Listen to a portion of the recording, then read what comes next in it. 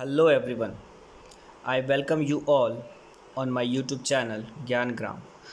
अगर आप पहली बार मेरे चैनल को विजिट कर रहे हैं तो प्लीज़ वीडियो को लाइक करें और चैनल को सब्सक्राइब करें ताकि जो भी वीडियो है वो आप तक पहुंच सके।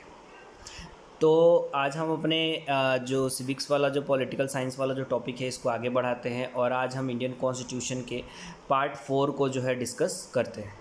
लास्ट वीडियो में हमने पार्ट 3 को डिस्कस किया था जो कि हमारे फंडामेंटल राइट के बारे में था, जो कि आर्टिकल 12 टू 35 तक डील करता है और ये फंडामेंटल राइट हमने यूएसए से बोरो किया हुआ है। तो ये लास्ट टॉपिक जो है हमने प्रीवियस वीडियोस में जो है कवर किया था। अब जो है हम इस सीरीज़ को आगे बढ़ाएंगे और आज हम बात करेंगे part 4 of the Indian constitution जो कि डील करता है DPSP, the directive principle of state policy, DPSP। ये जनरली जो है यहाँ पे लिखा हुआ है, अगर देखा जाए तो ये पॉलिसीज़ जो है ये प्रिंसिपल्स होते हैं, है ना। ये प्रिंसिपल्स होते हैं जो एक गाइडलाइंस होती हैं जो कि स्टेट्स को ध्यान में रखना पड़ता है while they are formulating the policies और इनेक्टिंग द लॉस। अगर वो किसी भी कानून को या पॉलिसीज़ को फॉर्मुलेट करते हैं तो ये डायरेक्टिव प्रिंसिपल्स में जो भी इंस्ट्रक्शंस लिखे हुए हैं, जो भी गाइडिंग प्रिंसिपल्स लिखे हुए हैं, इसके अकॉर्डिंग ही जो है पॉलिसीज़ को फॉर्मुलेट किया जाता है। और ये नॉन जस्टिसिएबल इन नेचर होता है, मतलब आप जो है डायरेक्टिव्स अगर कोई स्टेट इम्प्लीमेंट नहीं कर रहा है तो फिर आप जो है उसके खिलाफ़ कोर्ट्स को अप्रोच नहीं कर सकते। और इसके कॉन्ट्रास्ट में फंडामेंटल राइट जो है वो जस्टिसिएबल इन नेचर होता है। जैसे कि हमने देखा था कि आप सुप्रीम कोर्ट और हाई कोर्ट को डायरेक्टली अप्रोच कर सकते हो और जहाँ पे जो है ये दोनों बॉडी रिट्स को इशू करते थे। तो आइए बात करते हैं directive principle of state policy. तो ये जो है DPSP के प्रोविजंस हमने कहाँ से लिए हैं? ये हमने लिया है आयरिश कॉन्स्टिट्यूशन से, है ना। मतलब आयरलैंड के कॉन्स्टिट्यूशन से हमने क्या किया है, इस पार्टिकुलर प्रोविज़न को बोरो किया है, जो कि मैंने सोर्सेज में भी आपको बताया हुआ था। तो यहाँ पे जो है डायरेक्टिव प्रिंसिपल जनरली जो है मैंने बताया कि स्टेट्स को जो है अपने माइंड में रखना पड़ता है वाइल फॉर्मुलेटिंग द पॉलिसी और इनेक्टिंग द लॉस। इसलिए इसको इंस्ट्रूमेंट ऑफ इंस्ट्रक्शंस भी कहा जाता है। किसके लिए? स्टेट्स के लिए। और कहीं ना कहीं डायरेक्टिव प्रिंसिपल्स जो हैं ये हमारे इंडिया का जो है वेलफेयर स्टेट का जो रूप है उसको कहीं ना कहीं जो है ये इम्प्लीमेंट करता है। इसलिए यहाँ पे जो है हमको देखने को मिलता है कि डायरेक्टिव प्रिंसिपल्स जो है ये economic and social democracy establish करने में भी मदद करते हैं। तो यहाँ कुछ इंपॉर्टेंट आर्टिकल्स जो हैं ये हम लोग देखेंगे कि कौन कौन से आर्टिकल्स जो है हमको ध्यान में रखना है। सबसे पहले जो है आर्टिकल 40 के बारे में देखेंगे। तो यहाँ पे उसके पहले जो मैं आपको बता दूँ कि यहाँ पे जनरली जो है 3 तरह के जो है प्रिंसिपल्स यहाँ पे देखने को मिलते हैं। एक जो है सोशलिस्ट प्रिंसिपल, देन फिर गांधीयन प्रिंसिपल्स, देन फिर लिबरल प्रिंसिपल्स। तो ये 3 प्रिंसिपल्स जो हैं हमको डायरेक्टिव प्रिंसिपल्स में देखने को मिलते हैं। जहाँ पे जो है गांधीयन प्रिंसिपल्स जो है, जैसे अभी आने में बोला आर्टिकल 14 में क्या लिखा हुआ है? To organise village panchayat as the unit of self governance. तो जैसा कि जो है गांधी जी का विचार था कि हमेशा जो है उनको विलेज वाले जो कंसेप्ट होते हैं उस पर ज़्यादा फोकस करते थे। क्यों? क्योंकि उनको लगता था कि रियल इंडिया जो है वो विलेज में ही देखने को मिलता है, वहीं के जो है मूल से इंडिया जो है वो बनता है। इसलिए नेसेसरी है कि वहाँ पे जो है पावर्स लोगों को दिए जाए। तो आर्टिकल 40 ये विलेज पंचायत से डील करता है, ये आपको याद रखना पड़ेगा। राइट टू वर्क का जो कंसेप्ट है जो कि मनरेगा वाला मैंने आपको बताया था, तो ये भी कंसेप्ट कहाँ से आता है? ये आर्टिकल 41 से आता है। मैटरनिटी रिलीफ के प्रोविजंस आर्टिकल 42 में देखने को मिलते हैं। यूनिफॉर्म सिविल कोड जो कि हर बार न्यूज़ वगैरह में रहता है, ये आर्टिकल 44 ऑफ DPSP जो है बताता है। देन फिर the promotion of educational and economic interest of the weaker section of scheduled caste and scheduled tribe, ये भी इम्पॉर्टेंट है।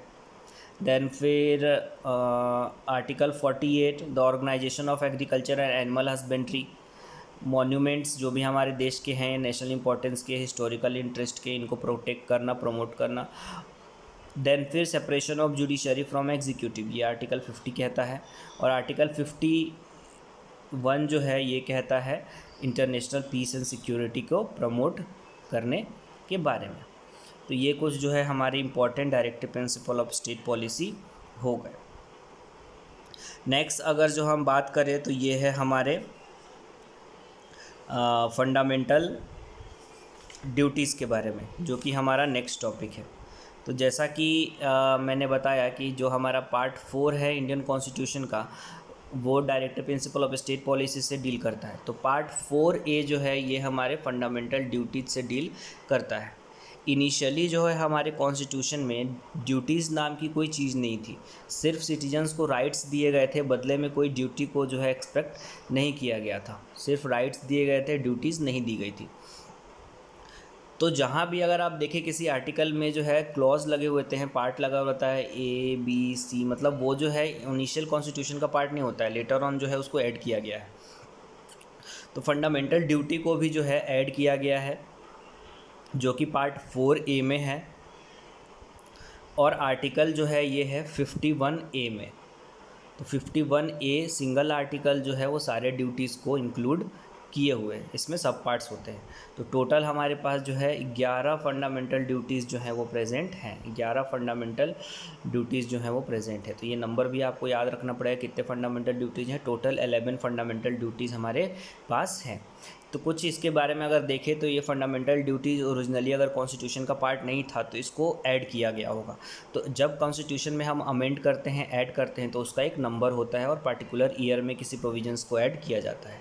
तो ये ऐड किया गया था 42nd अमेंडमेंट एक्ट ऑफ 1976 से, और इस पार्टिकुलर प्रोविज़न को एक कमेटी के रिकमेंडेशन पे ऐड किया गया था, जो कि थी स्वर्ण सिंह कमेटी के रिकमेंडेशन पे। और फंडामेंटल ड्यूटीज़ के प्रोविजंस हमने कहाँ से जो है बोरो किए हैं, कहाँ से इंस्पायर्ड है ये है हमारे फॉर्मर USSR के कॉन्स्टिट्यूशन से, रशिया के कॉन्स्टिट्यूशन से हमने जो है इस पर्टिकुलर प्रोविज़न से इंस्पायर होके हमने अपने कॉन्स्टिट्यूशन में इसको इंक्लूड किया है। तो टोटल कितने हैं, ये 11 हैं। तो ये आपको याद रखना चाहिए। जैसे कि कुछ इंपॉर्टेंट्स यहाँ पे दिए हुए हैं, जैसे कि जो भी हमारे कॉन्स्टिट्यूशनल या फिर जो हमारे नेशनल फ्लैग या एंथम है, इनका हमको क्या करना है, रिस्पेक्ट करना है इनके आइडल्स को। हमको क्या करना है, जो भी हमारे देश के फ्रीडम स्ट्रगल में जो भी लोगों की मेहनत लगी है, उससे हमको सोर्स ऑफ इंस्पिरेशन लेना है और उनकी हमेशा जो है हमको नोवेल आइडिया से इंस्पायर्ड होना है। देश की जो सॉवरेनिटी है, यूनिटी, इंटीग्रिटी हमको क्या करना है, मेंटेन करना है। जब भी देश की सेवा करने की ज़रूरत पड़े, हमेशा हमको तैयार रहना चाहिए। ब्रदरहुड को प्रमोट करना चाहिए, कल्चर हेरिटेज को जो है प्रोटेक्ट करना चाहिए, एनवायरनमेंट को प्रोटेक्ट करना चाहिए, साइंटिफिक टेम्पर डेवलप करना चाहिए, पब्लिक प्रॉपर्टी को जो है हमको सेव करना चाहिए, तोड़ना नहीं चाहिए। देन फिर लास्ट जो हमारा 11th जो ड्यूटी है, इसको जो है बाद में ऐड किया गया था। जैसा कि हमने देखा था कि आर्टिकल 21A ये क्या था, राइट टू एजुकेशन।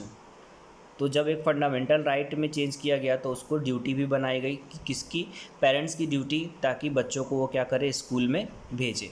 तो यहाँ लिखा हुआ है, अगर देखें तो 86th अमेंडमेंट से जो है इसको ऐड किया गया था 2002 में।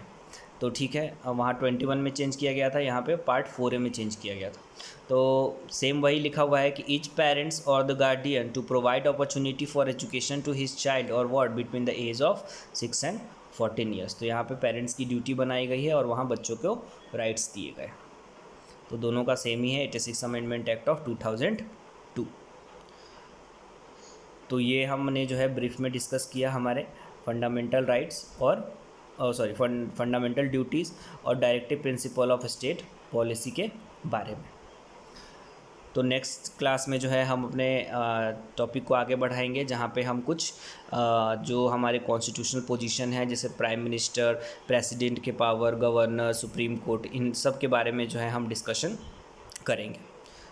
टिल देन आप लोग इसको रिवाइज करते रहें और अच्छे से पढ़ें, ताकि एक भी क्वेश्चन जो है आपके एग्ज़ाम में छूटे ना। Thank you.